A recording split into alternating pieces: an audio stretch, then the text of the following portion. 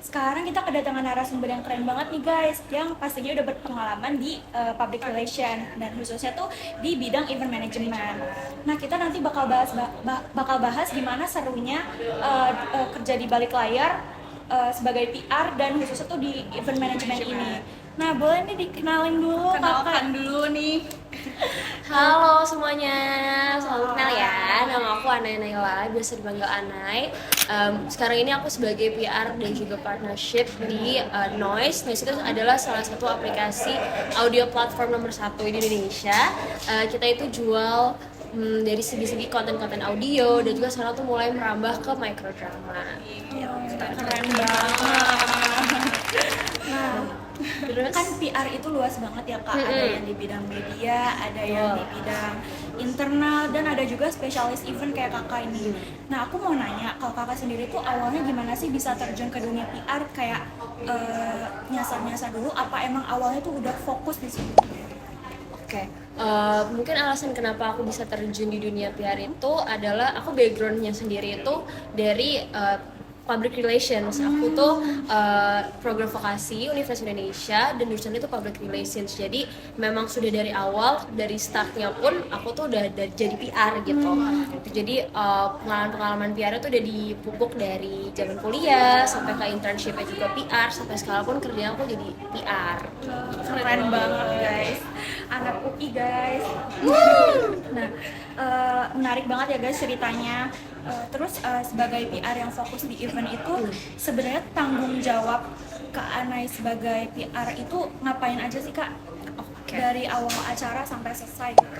Oke, kalau mungkin aku lebih spesifik aja kali ya, kalau misalnya di event sendiri PR yang bertugas sebagai handle dan juga ngurusin eventnya itu, kita dari awal adalah cari latar belakangnya. Kita juga harus tahu kan ya, event-event yang kita adain itu harus bermanfaat dan punya dampak lah gitu. Jadi kita mulai dari arranging tema eventnya sampai dengan ke narasumbernya, terus sampai the day juga kita ngurusin mulai dari tour, perizinan sampai dengan budgeting, itu juga di PR kadang-kadang. Kalau sebagai PR manajemen ya kayak gitu.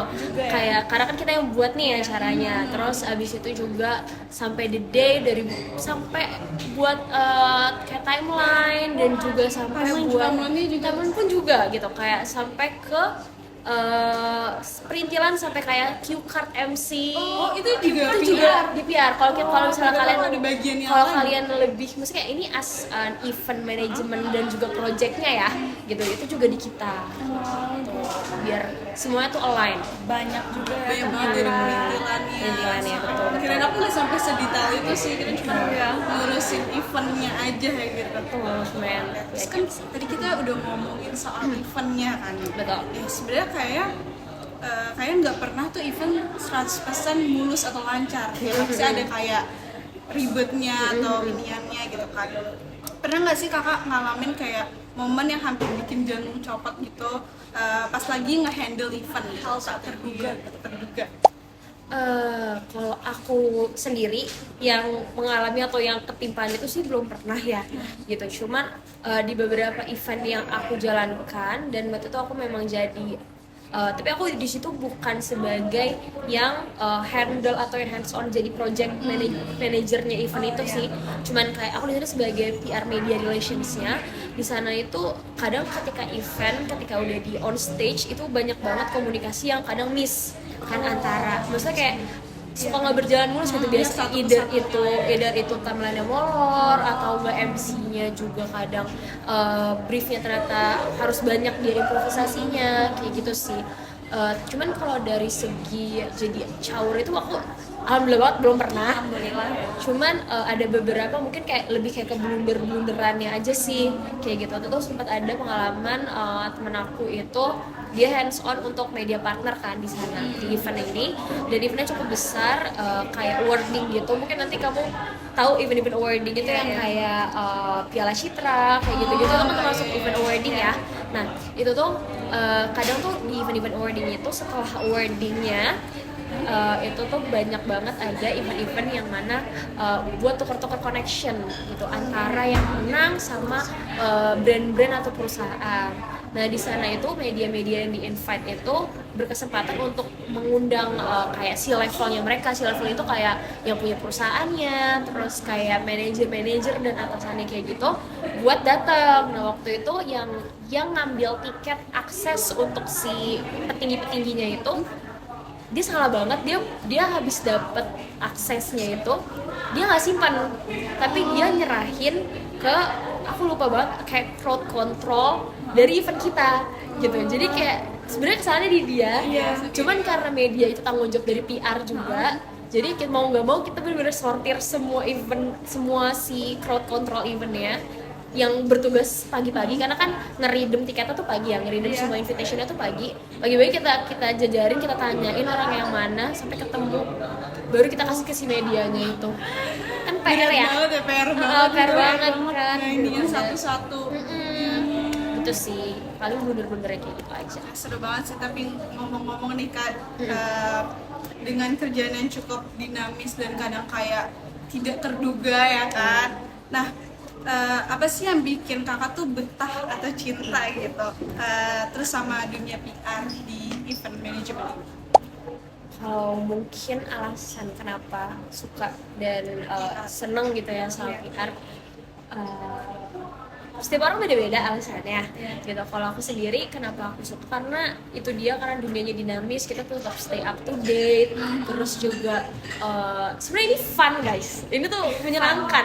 Jadi buat sebagian orang dunia ini sangat menyenangkan karena kalian punya opportunity untuk bisa kayak mengasah kreativitas kalian, terus kalian juga bisa ketemu orang-orang hebat di luar sana kayak gitu. Dengan cara kayak gitu kalian kan juga menambah relasi ya. Nah aku tuh suka banget nambah relasi dan jadi orang di balik kerennya sebuah event gitu. Itu seru banget ya. Coba kayak kamu bayangin kamu jadi salah satu bagian dari misalnya kayak event apa, atau event musik deh, mungkin event musik deh, kan kalian lebih dekat event musik ya. Event musik apa yang paling kalian suka dan kayak setiap tahun tuh ditunggu lah? Kayak Soundfest mungkin. Soundfest, kamu Soundfest, kalau kamu With the Fest ya kan. With the Fest kayak gitu kan. Kayak bayangin itu kan eventnya tenar kan, eventnya tuh kayak semua orang tahu, ditunggu-tunggu, terus ternyata kamu jadi salah satu bagian yang krunya gitu, menyukseskan. Kayak ternyata gue kan kenal sama yang artis ini, kayak dia bisa masuk lewat jalur kamu,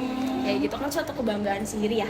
Pasti itu sih jadi salah satu alasan kenapa aku tetap stay di PR, karena ya menarik aja dunianya gitu. Relasinya juga banyak Relasinya banyak, setiap event relasi orang baru ya kan. Terus setiap acara juga kan kita bisa juga membangun portofolionya juga kan. Jadi kedepannya lebih growth sih. Keren banget guys, keren banget. Nih terakhir nih sebelum kita tutup, buat teman-teman yang mungkin kayak tertarik masuk ke dunia PR, apalagi khususnya event manajemen nih, ada nggak sih Kak tips atau kayak mindset menurut kakak yang penting banget buat kita punya gitu? Ini apa ya? Kalau dari mindset sendiri adalah jangan pantang menyerah. Kayak jangan pantang menyerah, jangan selalu haus akan ilmu, karena kalau kalian pengen tahu terus kayak pengen explore segala banyak hal, itu harus ada di diri kalian kayak gitu. Dan jangan pernah takut untuk mulai. Jadi kalian gak usah kayak aduh aku nggak bisa deh kayaknya kayak gini, aku nggak bisa deh kayak gini, meragukan diri sendiri tuh jangan. Kayak misalnya pasti banget kalian akan pasti banget sebagai anak kuliah juga, kalian tuh nanti pasti disuruh bikin event nih. Di dalam event tuh pasti banyak dong, ada kayak sebagai tim acara, atau kan tim dokumentasi, atau tim backstage, tim konsumsi.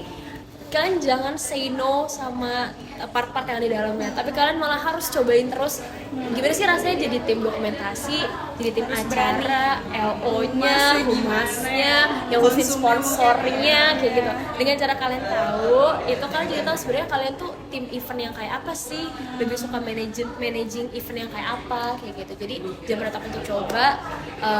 Bisa daftar volunteer, bisa daftar organisasi di sekolah, terus nanti ketika mungkin magang boleh mulai tuh untuk magang-magang di event organizer mungkin, atau di media kayak gitu. Jadi jangan pernah takut untuk mencoba.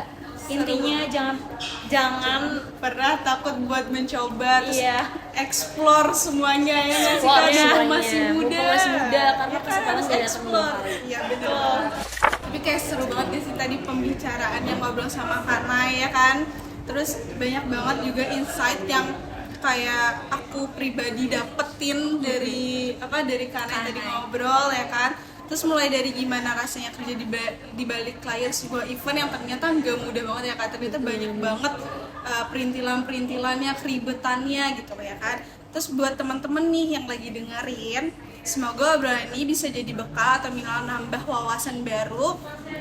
Kadang kita tuh cuman lihat hasilnya doang nggak sih, tapi kita nggak tahu ternyata tuh proses di balik itu tuh berdarah panjang ceritanya ya kan. Terus intinya terima kasih banget buat Karna yang udah nyempetin waktunya. Terus banyak ya, sukses, Kak. ya sukses juga buat teman-teman buat Yang- teman-teman di sana, dan sukses yang lagi juga buat mau fokus ke bidang PR, PR, khususnya manajemen dan manajemen. dan sukses juga buat Kak Anai sama project-projectnya dan event-event kedepannya. Terima kasih.